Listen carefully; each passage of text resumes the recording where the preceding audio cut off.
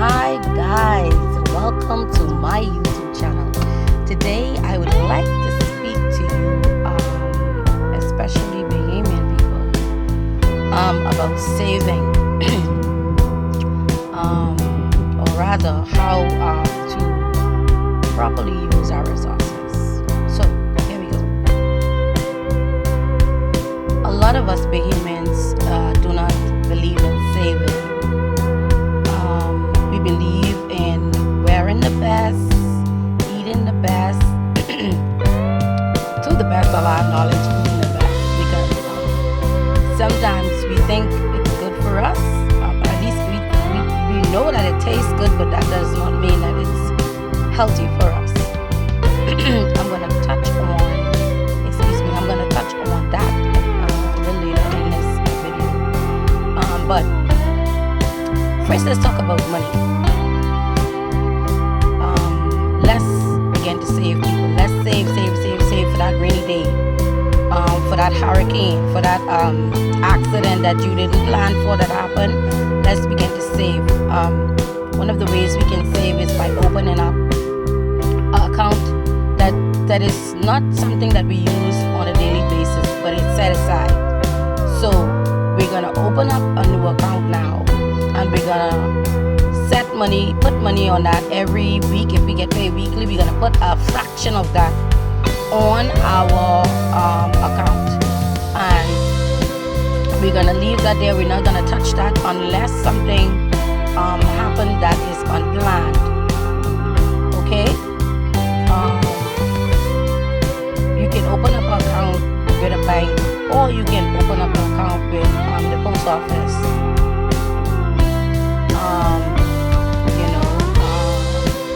If you put it in the post office, you probably wouldn't remember it like that. So you probably have a better chance of saving it if you put it in a post office. Open up a post office account.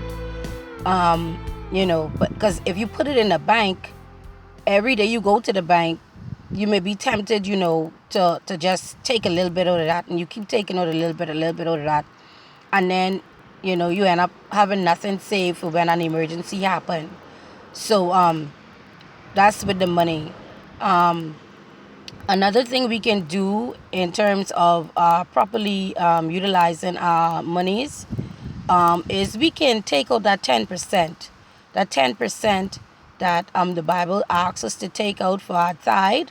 The 10%, if it's $100, it will be $10. So that 10%, we can take that out and we can give that to whatever church we are part of, for those of us that are a part of a church. And for those of us that are not a part of a church, we can donate that money to a worthy cause or a charitable cause, each time we get our salaries.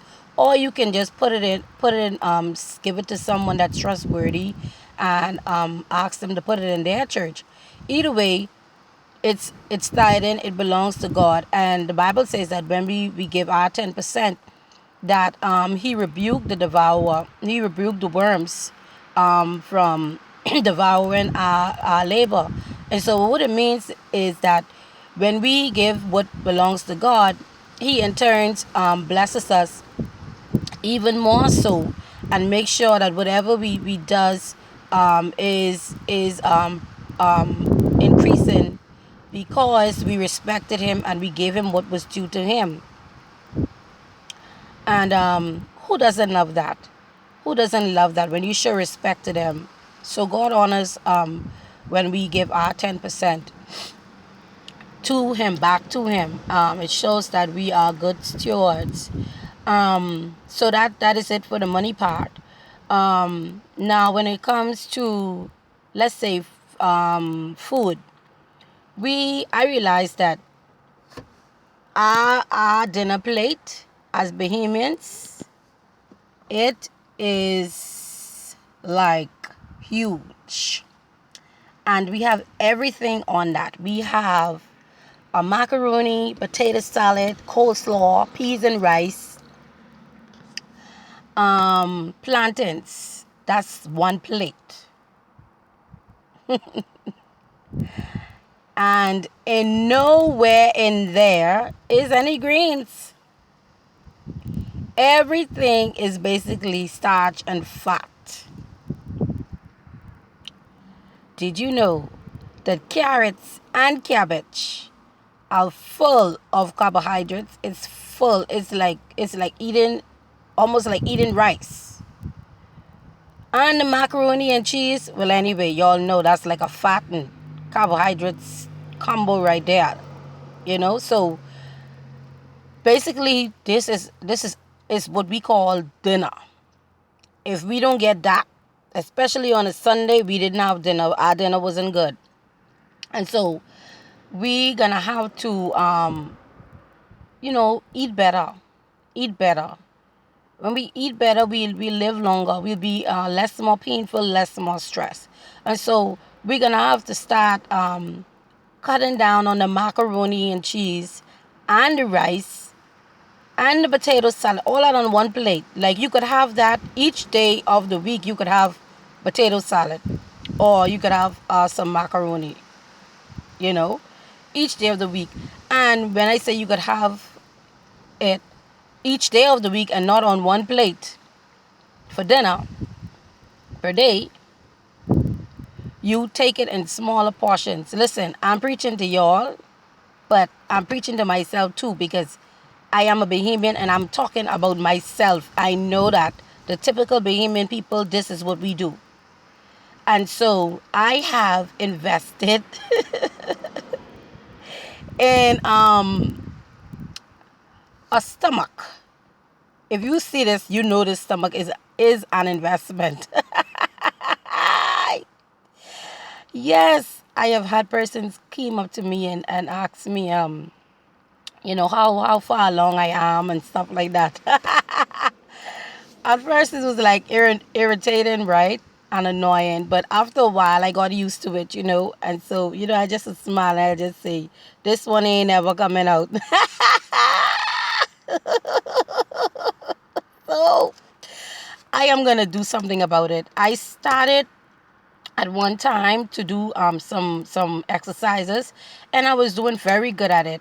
But what had happened is that after I saw the progress that I was making, I slackened off and I said, oh, I lose weight.